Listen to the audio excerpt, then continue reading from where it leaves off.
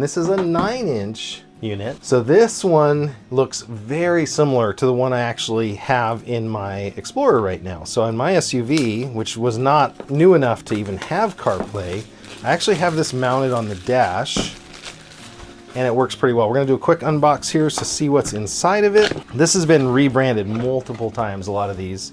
So this is one of the highest rated. Again, very large screen. This one also offers Dashcam ability. So if you need something that's Dashcam and you have the room for a larger 16:9 screen, again, removing the protective coating, looks really good. Very similar to the other ones I've tested. This almost exact. So again, maybe it's from a bulk manufacturer. I'm gonna go ahead and pull that down.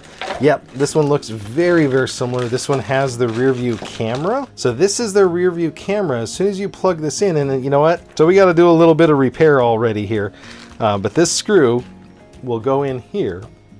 And this rear view camera gives you backup camera capability. So if your vehicle doesn't have a backup camera, this one can be stuck onto the back window. You run this very long cable, and now you've added a backup camera to your vehicle. So it's a dash cam, CarPlay video receiver, and a backup camera.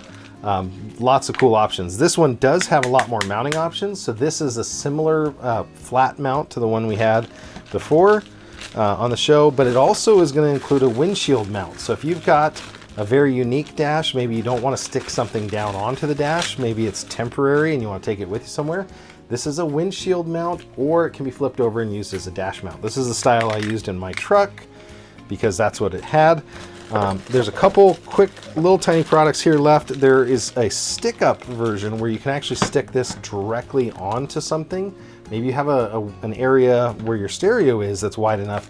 You've got a couple of those. You've got a car vehicle trim tool. That's what this plastic tool is here. So you can do that. Then there's also an auxiliary cable and an additional sticky bottom for this plate. So lots of capability here. I'm going to go ahead and plug this in using the cable that we have, and we're just going to take a quick look at the features and see if it's identical to the ones we've tested previously.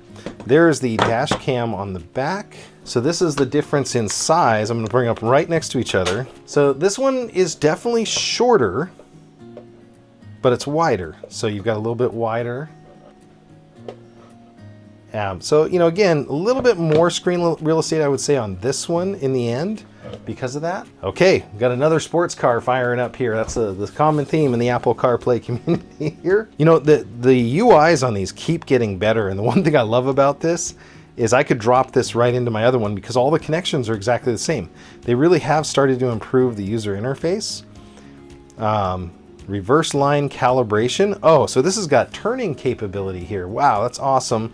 It can be triggered on, always on. There's a lot of different options there. This is going to have recording for the dash cam. It's going to have sound options, rear view imaging, so it's a rear view camera, assistive touch, automatic dimming. So this is, again, very similar operating system to the other one. So if we go into the DVR, you can see it's actually recording with this camera lens behind me here. So I can move it around the studio and you can actually see that it's a really high quality recording. It's got the date and time already there, it looks like, which is off. So then we can go back over here to the home. So that's the DVR, CarPlay, playback capability. If I go to playback, that should be onboard video, locked video, or any other files you want to put on here. So it'd be interesting to see. You got your audio output settings. So you can go in here and decide if you want this to be an FM tuner. So if you got maybe an old pickup. So Bluetooth audio here. So if he has a stereo in the truck that's new enough, which I don't think he does, you can go Bluetooth. You can do an FM modulator here. You can set your frequency. It'll do that. You can do an auxiliary audio cable. The great news is it's got tons of capability. Now, if you're using it with an iPhone, you don't actually need to have any of these settings. You can actually go direct. You don't even have to have the Bluetooth on it. You do need to connect the first time. So let's go to CarPlay. We'll follow the instructions. So there we go. Remember, we were on our way to LAX, right? So I've got a wireless CarPlay receiver. So that trip that I've got to go all the way down there to LAX, it's going to be, 1,100 miles. You know, you can see it all on the screen. I really, really love this view. There's also, again, the podcast view. So you get a little bit more in the podcast list here.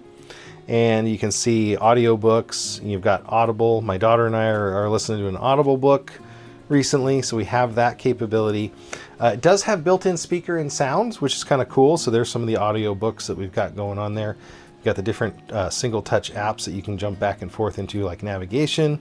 It's got Pandora for my electric vehicles. It's got ChargePoint and PlugShare, so I can say, hey, where can I navigate to charge my vehicle quickly?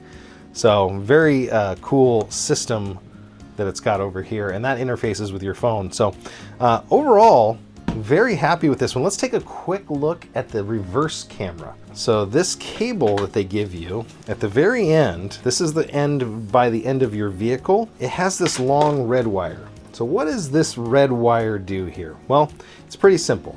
So this wire right here, this goes to your camera. This red wire is going to be what you plug in to your reverse lights. So any sort of signal that has a reversing signal, you can plug that in, and then that will show automatically the backup camera when you're going backwards. Now the DVR will continue to work regardless. So in my vehicle, I don't have that wire hooked up, and I already have a backup camera, so that'll continue to work regardless. If you hook that wire up, you'll still get the Dashcam capability. It does look like it actually comes with a flash memory card. Let's take a look. And this says 64 gigabytes on it. So that's the value they're saying that it has. I don't know if that's actually true, but that's what it says it comes with. So you can save yourself a little bit of money there, unless you want to get one of like the ultra durables, or I showed a 128 gig one before. So trans flash card is loading. I'm just showing here, there's the dash cam view. So this is the rear camera, and it's supposed to be mounted upside down, or we'll have to flip it. So hopefully you guys can see that. So that's this side. I can usually switch by sliding sideways. Yep, there it is. That's a really clean picture.